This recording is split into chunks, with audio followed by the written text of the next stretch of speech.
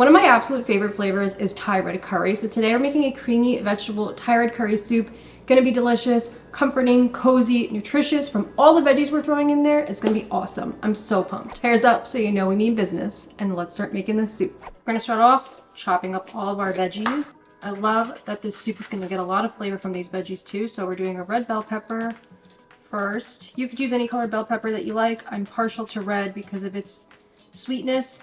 So it just comes down to you. We will be blending this soup up, so I don't necessarily care too much about getting the pieces too small. Just small enough, you know. Just cut this into pieces like that. We are going to saute all of our veggies in this nice big pot. So I'm going to start by adding in about a tablespoon of oil. I'm going to put those bell pepper in here. And I'm going to put this on the stove on a low heat just to start cooking, and as I keep chopping up more veggies, we'll just keep adding to it. Got sizzling of the bell peppers going on. Don't know if you can hear it or not. Now I have these baby carrots. You could just obviously use regular sized carrots. If you saw my lunchbox video, that's just what I had originally bought these for, which then we didn't even end up using them. So it's fine. Oh, carrots on the floor. That's okay. But I'm just going to do 6 ounces of carrots. So if you had regular sized carrots, that might be like 1 or 2. You don't have to use the babies. I got the rest of the veggies that I need to cut for sauteing here. So first we got like 1 big sweet onion. Just like when we did the farro soup, I'm not concerned about chopping anything that small. Just into enough pieces. I love Vidalia onions. They are my favorite onion. They're my preferred onion. Could also use shallots in here because shallots are really nice and have that sweetness. And if you only had a red onion, you could use a red onion. 2 cloves of garlic. If you want to do more garlic because it upsets you that I'm only using 2, then do as many as you want. I don't want to put a limit on your garlic. Some celery, even though I didn't really want to put celery in here, but I feel like celery is like the person you kind of don't want at the party, but you also have to invite them. You know what I mean? Like, I don't know. I feel like, how was I making a soup without celery? But like, if I didn't have celery in here, I wouldn't be upset. So, I don't know. Dropping things on the floor again. Jeez Louise. I'll give what's going on in the pot right now a little stir. Just throw in the rest of these veggies. Give everything another mix.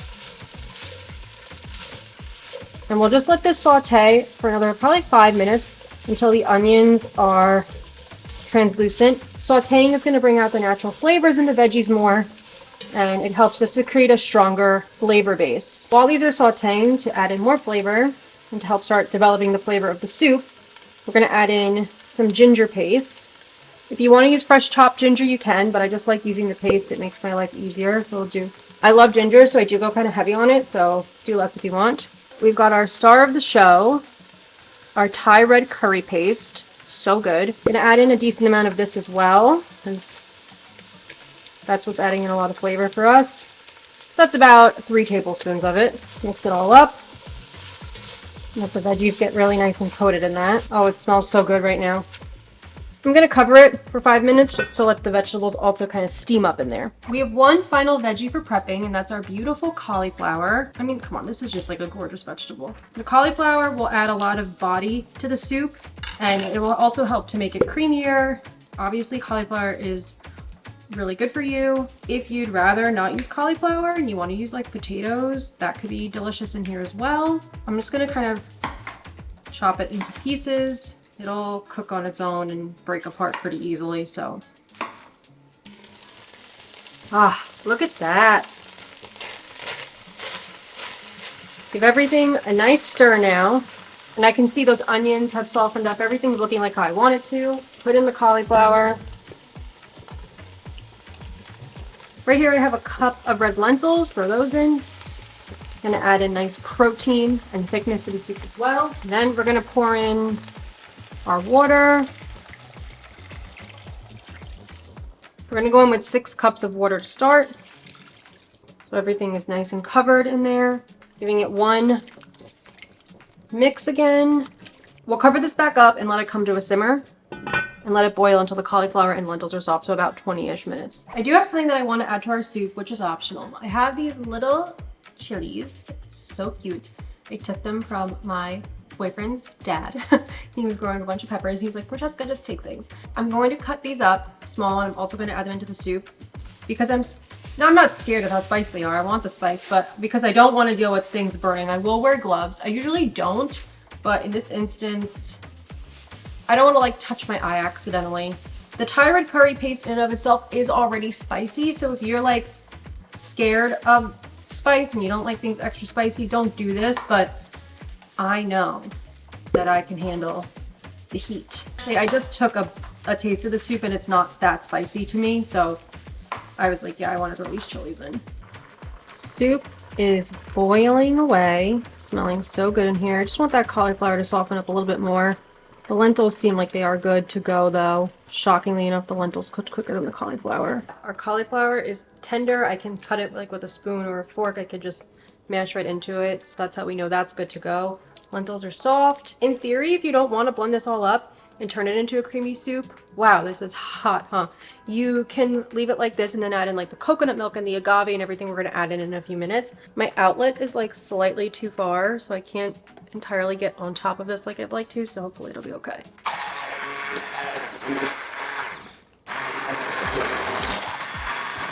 All right, I think we've got it blended to a good consistency. Nice and creamy, and we haven't even added in any of that coconut milk yet, which is just going to be incredible in there. This is just a can of unsweetened coconut milk. That's going to go in there. I'm going to start out with the juice of half of a lime. We'll see if we want to add more in. Kind of up to you how like zingy you want it to be. So keep in mind we haven't added in any salt yet, so I'm going to do a decent sprinkle to start because the soup definitely needs it. I could taste that it needs it. And then, because whenever I have Thai red curry, it's like a little sweet, I'm going to add in a drizzle of agave. Do one more. And we'll just give this a mix and we'll see what we think of it. And I was also thinking if you wanted to add in sweet potato in here, that would be good too. That would work well. Butternut squash, pumpkin, if you want to give it a little bit more of an autumnal feel. This is, oh, this is perfect. This is exactly what I wanted it to be like. We've gotten to the point in our soup journey where this is now a make your own adventure, okay? You're going to give this a taste and you are going to customize it more to what you like. It's tasting pretty good. I definitely want some more salt in there. I'm so glad I added those chilies in because it definitely gave nice heat to that. So that was a really good move on my part. And add in a little more salt. And sometimes it's good to just like add the salt and then taste because salt can bring out other flavors too. So, okay, that's definitely a better saltiness level. I think I want to add in that other half of a lime. This is also a very big pot of soup, you know. So add in that other half of a lime. And I'm also going to add in more agave. But like I said, this is like, I want you to taste it at this point and say like, okay, I like mine to be spicier. I like mine to be zesty or whatever it is that you like. I'll do another drizzle. I honestly thought it would be a little bit sweeter on its own naturally just because of the carrots and the pepper and the onion, but it kind of got a little overshadowed, I guess, by the other stuff in there. I actually got, it's called a French tasting spoon. I should have used it right now. Perfect now. It needed that other little hit of lime juice and it needed a little more agave.